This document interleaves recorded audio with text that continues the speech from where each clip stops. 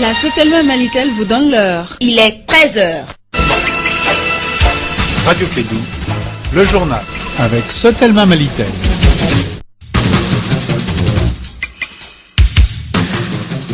Le Mali paie 250 milliards de francs CFA par an à cause de la corruption. Pour combattre donc ce fléau, les associations de lutte contre la pauvreté se sont rendues à la cour d'appel de Bamako pour porter plainte contre les 800 000 fonctionnaires devant déclarer leurs biens. Grève des syndicats de la santé, 6 centres de santé et de référence CSRF de Bamako ont été paralysés hier. Ils réclament les 30% des recettes générées comme ristourne à tous les travailleurs sociaux sanitaires. Sport football, Coupe d'Afrique des Nations. Les Aigles du Mali sont donc éliminés 1-0 de la CAN en 8e de finale par la Côte d'Ivoire. Les éléphants vont donc défier l'Algérie en quart de finale. Bienvenue dans ce 13h. Présentation Mariam Kouyati.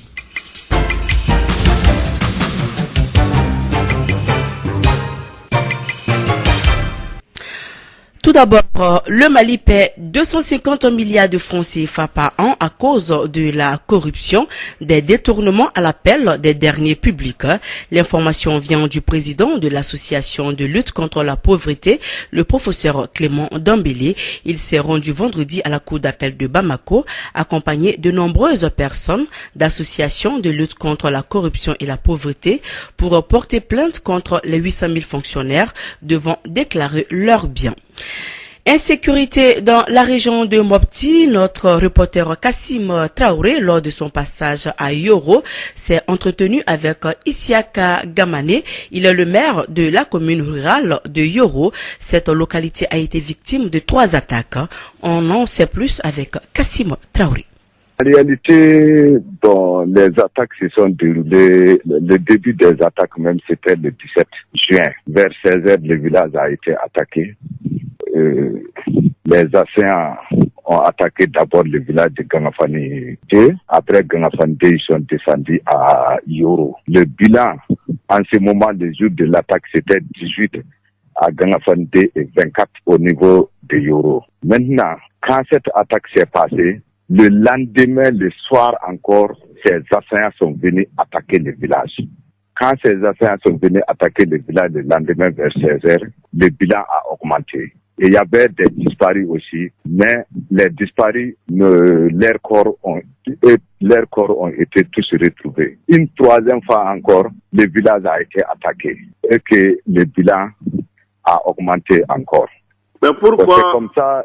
Pourquoi on attaque toujours votre village? Moi, on comprend pas, vous voyez. Parce que à un certain moment, que c'était les vrais djihadistes, à un certain moment, il y a le gouvernement qui avait dit de donner une lettre d'attribution de terrain.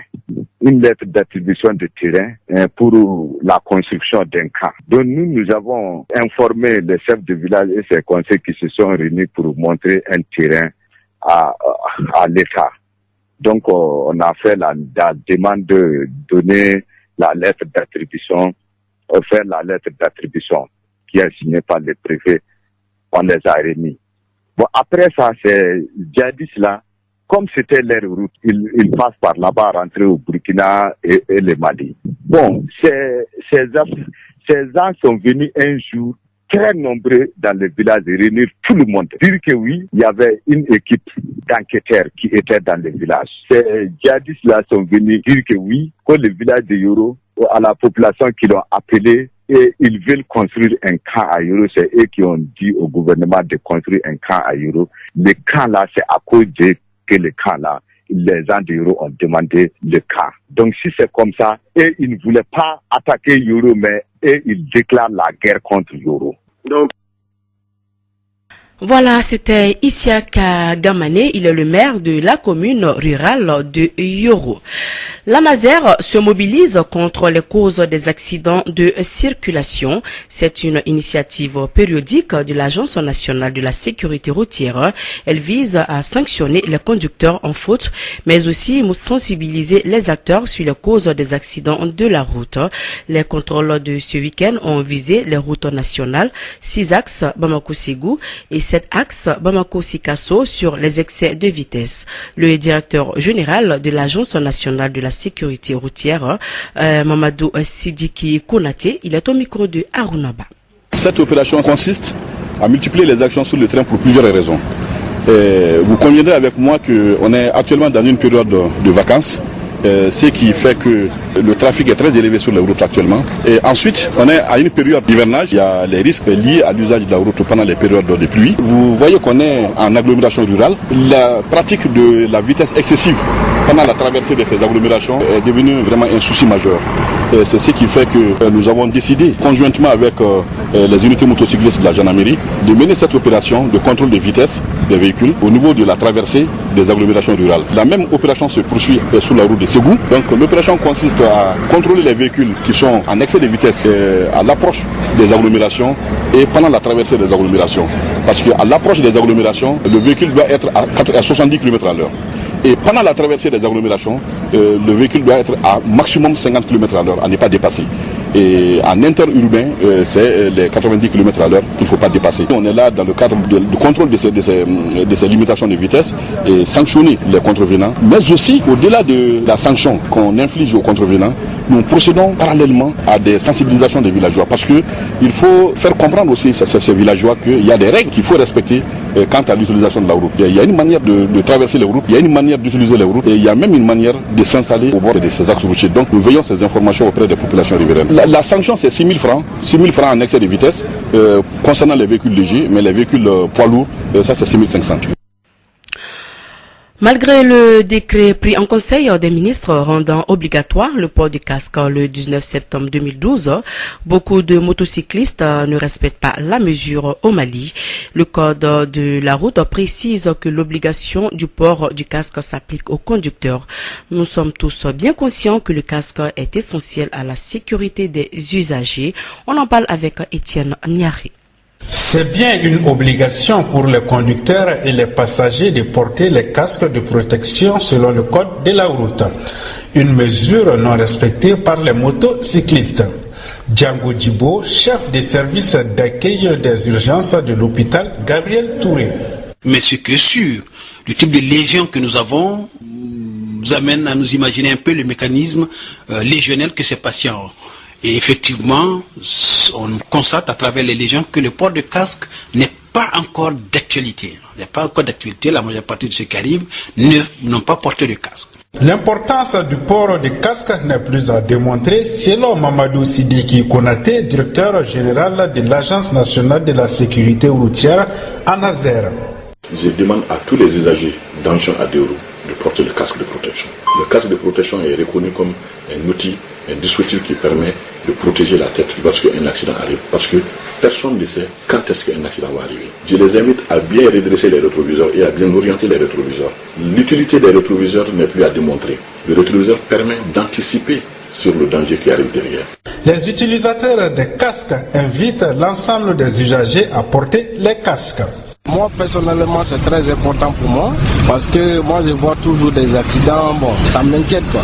Moi c'est ma première priorité d'abord. Moi les conseils que j'ai à dire à mes collègues là, pour porter casque c'est très important parce que d'abord c'est notre priorité d'abord. C'est pas d'autres personnes de nous dire jamais, nous-mêmes c'est très important. Le casque ça protège en cas d'accident, ça protège la tête et ça ne doit pas déranger leur coiffure parce que la santé avant tout, je pense que la santé est la priorité d'abord. Même si ça gâche les coiffures, ça ne doit pas être un problème parce que le casque c'est pour protéger contre les accidents. Le non-port du casque s'explique par plusieurs phénomènes, notamment sa cherté, nous disent quelques usagers de la circulation.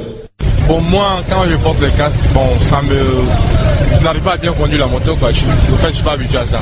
Ça me dérange un peu. Je vois l'intention que l'un peut m'arriver en circulation, donc je préfère ne pas porter le casque. Bon, franchement, comme c'est un système qui n'a pas été appliqué au Mali par le gouvernement comme il faut, sinon vraiment porter le casque quand même, c'est très important. C'est très très important. Moi-même, je suppose. Mais pour le moment, moi-même, je n'ai pas décidé à acheter d'abord, sinon je connais son importance quand même, c'est très important.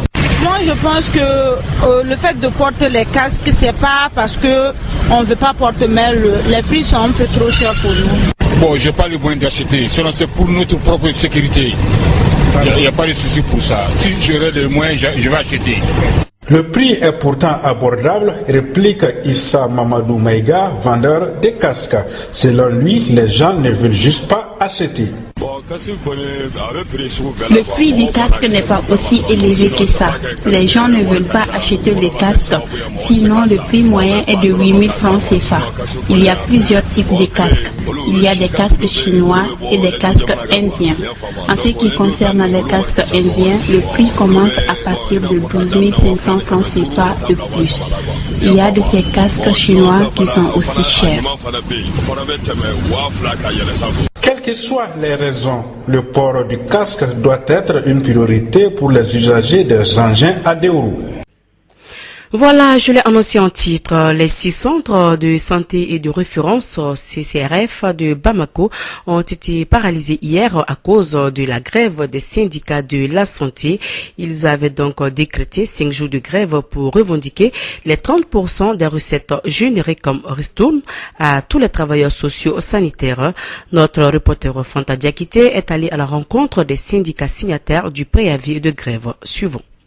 À notre passage en commune 3, 4 et 6 du district de Bamako, la grève a été partiellement suivie par le personnel de ces différents centres de santé de référence. Les motifs de cette grève avec Moussa Konaté, secrétaire à la revendication au bureau syndical du CCRF de la commune 3. Les autorités ont refusé de donner les 30% des recettes générées à tous les travailleurs socio-sanitaires, particulièrement les CCRF et les CESCOM. Il y a les hôpitaux qui sont en train de bénéficier cette ristourne. On a fait beaucoup de concertations dans l'enceinte de la direction régionale de la santé, dont on a eu des points d'accord, a été signé par des 6 maires du district de Bamako, document signé par les ministres qui n'a pas été encore mise en application. Vu cette négligence face à l'autorité, les travailleurs se sont donné la main pour mener une grève ensemble pour l'application de ces 30% des recettes générées comme ristourne qui a été signée par les ministres. C'est l'objet de notre grève aujourd'hui. Selon Moussa Konaté, le fait que la grève n'a pas été totalement observée est dû au mauvais comportement de certains d'entre eux. Les syndicats se sont donné la main pour au moins une signature commune pour aller en grève. Ça a été fait un jeudi. Jeudi et vendredi, il y a des syndicats qui se sont retirés. On ne sait pas pourquoi. Certains syndicats se sont désolidarisés du syndicat national pour ne pas observer cette mot d'ordre de grève. Nous avons approché le syndicat national de la santé et de l'action sociale qui n'a pas voulu se prononcer sur cette grève de 5 jours. Un nouveau kit de l'ONG du RAES Dakar qui utilise les médias pour véhiculer les messages. Ce kit a pour objectif de susciter un changement de comportement au sein de la communauté. Le projet est financé par les Nations Unies sur fonds français Muskoka après une formation des animateurs communautaires à l'utilisation de ce kit pédagogique. Une réunion du comité technique dénommé C'est la vie s'est tenue le week-end dernier à l'OMS Mali. On écoute la chargée de ce projet, C'est la vie, Kadia Tousso. Elle est au micro de Fanta Adiakiti. C'est un kit qui est très complet et qui permet à l'animateur d'avoir des idées de questions, des idées de réponses, de savoir comment est-ce qu'on manage un grand groupe pour l'éducation par le divertissement. On a également un deuxième volet du kit qui sera plus au niveau des radios communautaires ou alors des radios nationales ou privées. C'est le guide radio qui permet de créer une émission radiophonique sur la base de C'est la vie. Vous savez, C'est la vie, c'est la série télé, mais on a également le feuilleton radiophonique qui comprend 31 épisodes et qui a été traduit en langue bambara en collaboration avec UNFPA Mali et le SINEX. Alors ce guide radio reprend un peu toutes les questions à poser, comment animer une émission, à quel moment l'animateur doit mettre la musique, quelles sont les thématiques qui correspondent. Et pour finir, le kit pédagogique se compose également d'un coffret éducatif qui a 7 ateliers thématiques et qui permettent ensemble d'agir sur les grossesses des adolescentes. Mais quelles sont les thématiques qui seront débattues parce que jusque-là, vous n'avez pas parlé de ces thématiques. Les thématiques sont la planification familiale et la contraception, la sexualité, tout ce qui est consentement, réciprocité et respect, les violences sexuelles, la puberté, reproduction et le mariage d'enfants. Et il faut dire qu'on a développé nos ateliers à l'intention des parents et également à l'intention des adolescents. À l'issue de cette formation, les animateurs qui sont venus de la région de Sikasso seront outillés en kit pédagogique. Ils vont recevoir des exemplaires du kit afin qu'ils puissent déployer des activités. Et au-delà de ça, aujourd'hui, on a tenu une rencontre d'un comité technique C'est la vie qui va être un ensemble d'ambassadeurs C'est la vie pour permettre de mener des activités en utilisant les outils. Chacune de ces structures seront également équipées en kit pédagogique pour aller sur le terrain.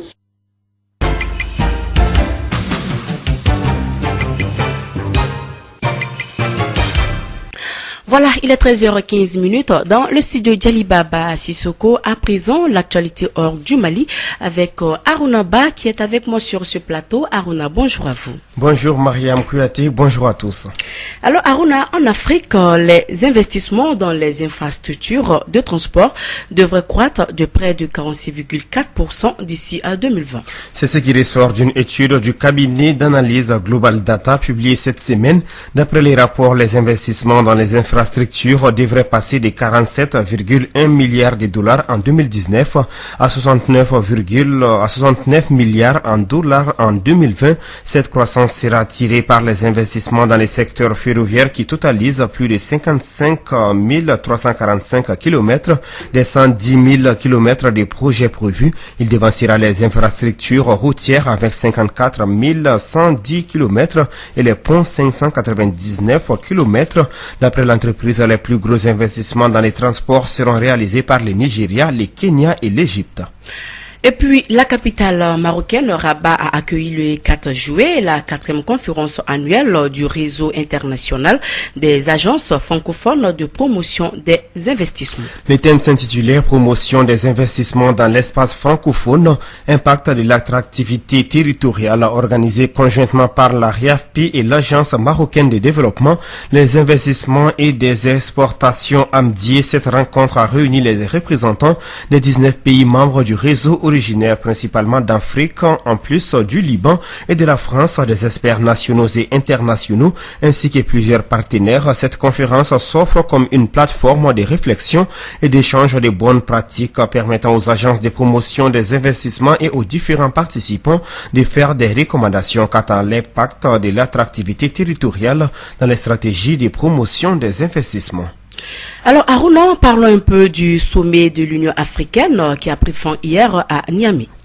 Les chefs d'État et de gouvernement ont officiellement lancé la zone de libre-échange continentale, mais ils ont également abordé d'autres sujets, notamment la lutte contre le terrorisme, le Soudan ou encore la Libye. Une réunion du comité de haut niveau consacré à la Libye s'est réunie dimanche à huis clos. L'Égyptien Abdel Fattah al-Sisi n'a pas pris part à cette réunion et s'est fait remplacer par son ministre des Affaires étrangères, une absence du président en exercice de l'Union africaine qui ne passe pas inaperçue.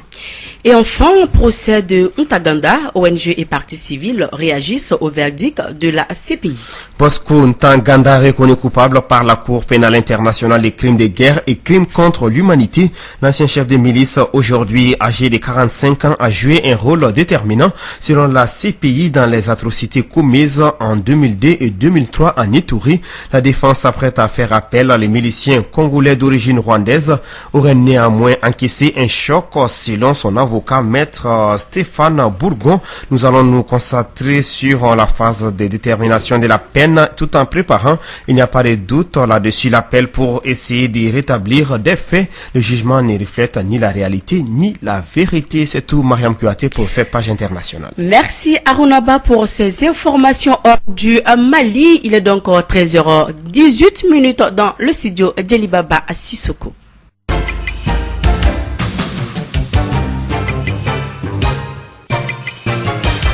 Voilà, c'est donc la fin de cette édition. Le rappel des titres avant de boucler ce journal. Le 50 milliards de francs CFA par an à cause de la corruption.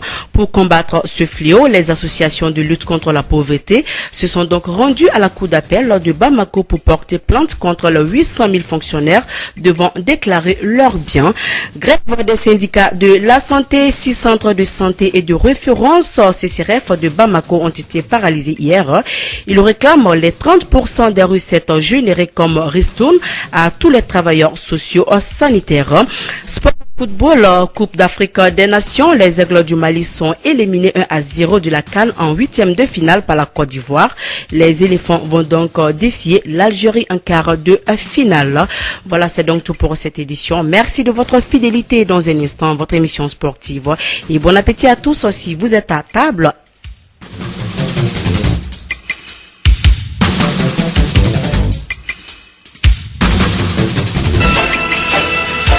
Radio Kédou, le journal avec Sotelma Malitel.